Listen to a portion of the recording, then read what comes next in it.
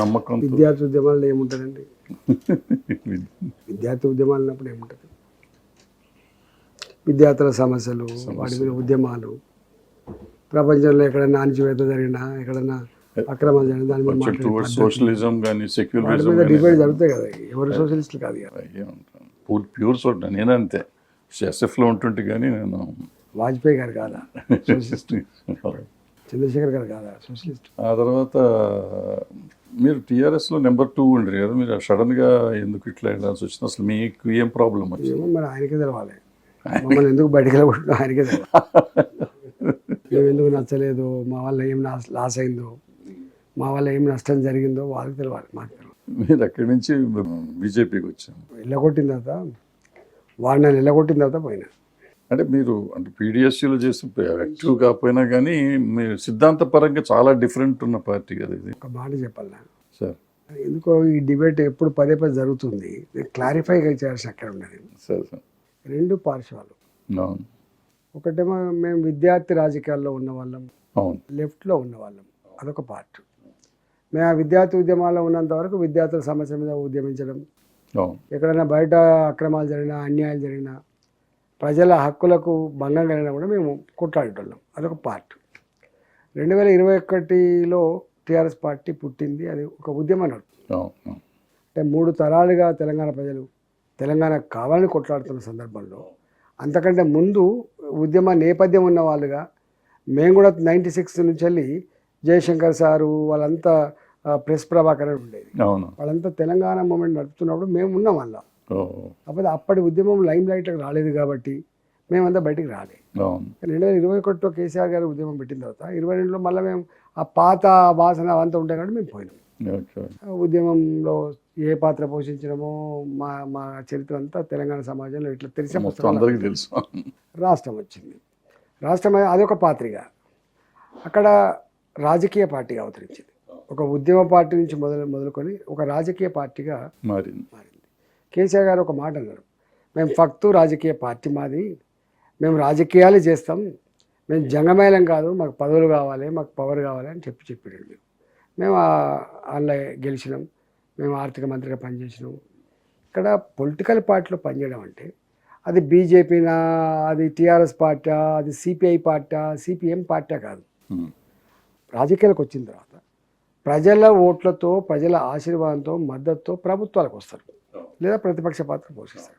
వచ్చిన తర్వాత చేయాల్సిన ఏ పార్టీ అయినా కూడా దానికి ఉండే మొట్టమొదటి సిద్ధాంతం, కమ్యూనిస్ట్ పార్టీ అయినా సోషలిజం తీసుకొచ్చి పెడతారా? బెంగాల్ ఉన్నది, బెంగాల్లో సిపిఎం పార్టీ అధికారంకి వచ్చింది, ఏమొచ్చింది? సోషలిజం వచ్చిందా?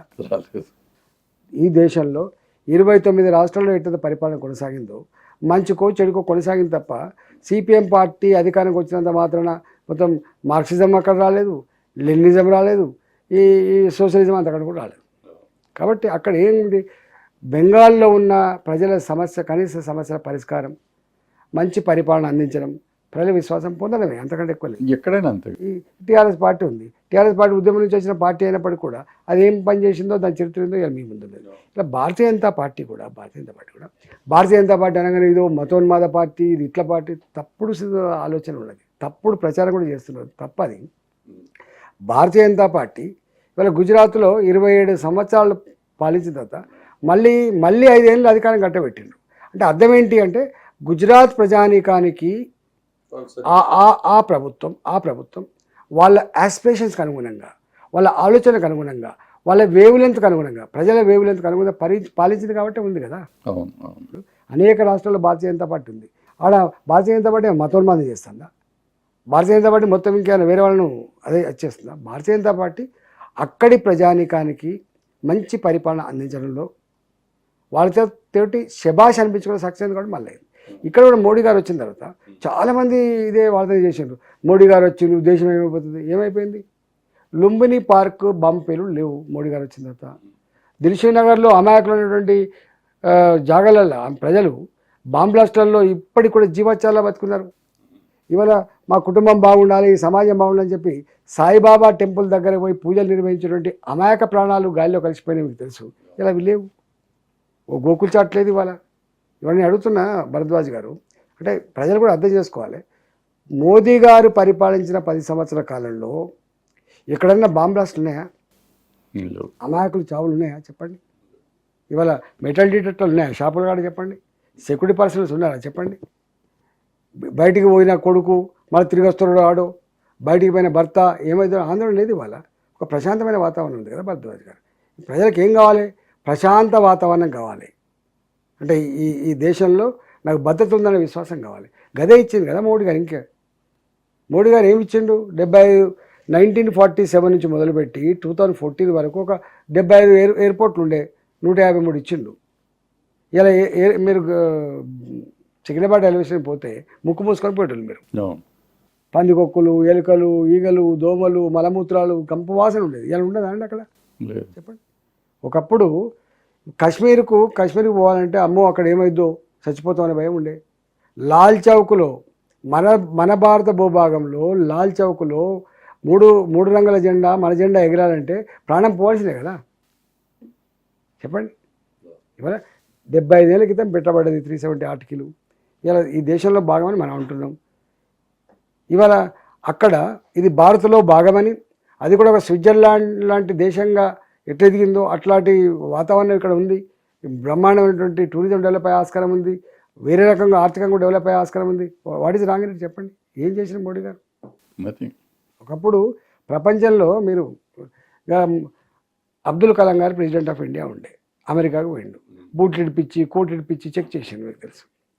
ఇవాళ ఆ పరిస్థితి లేదు. ఇలా ప్రపంచంలో ఏ దేశానికి పోయినా కూడా రెడ్ కార్పెట్ వేసి ఇలా స్వాగతం పలికే పరిస్థితి వచ్చింది. అమెరికన్ ప్రెసిడెంట్తో చేతులు చేసి మాట్లాడుకునే పరిస్థితి వచ్చింది. ఒకప్పుడు IMF, ఇంటర్నేషనల్ మానిటరీ ఫండ్, ప్రపంచ బ్యాంక్ ముందు మోకరిల్లి భారత ప్రజల ప్రయోజనాలు పరంగా పెట్టినని చెప్పి మాట్లాడేది మా కమ్యూనిస్ట్ పార్టీలు. ఇవాళ ఉందా ఆ పరిస్థితి? చెప్పండి.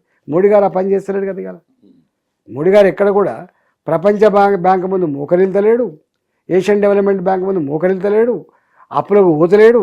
తన పనితో తను చేసుకొని పోయి 11వ ఆర్థిక వ్యవస్థకు ఉన్న ఈ దేశం, 11వ ఆర్థిక వ్యవస్థకు ఉన్న దేశం ఇలా 5వ స్థానానికి వచ్చింది. వాటికనే వచ్చిందా? నేను ఒక మాట అంటున్నా, మా కమ్యూనిస్టు మిత్రులు ఇవాళ నా మీద ఇట్లాంటి అన్ని పదే అడిగే వాళ్ళని ఒక ప్రశ్న అడుగుతున్నాం. జిఎస్టీ ట్యాక్స్ విధానం తేవాలి. అవును సార్. జిఎస్టీ ట్యాక్స్ విధానం తెచ్చినప్పుడు నేను అప్పుడు ఆర్థిక మంత్రి ఉన్నా. అన్ని రాష్ట్రాలు తిరిగినాం. హిట్ టీవీ యాప్, ఇందులో short news, live news, entertainment shows, movies, digital magazines తో పాటు మీ జిల్లా వార్తలను కూడా ఫ్రీగా చూడొచ్చు. ఇంకెందుకు ఆలస్యం?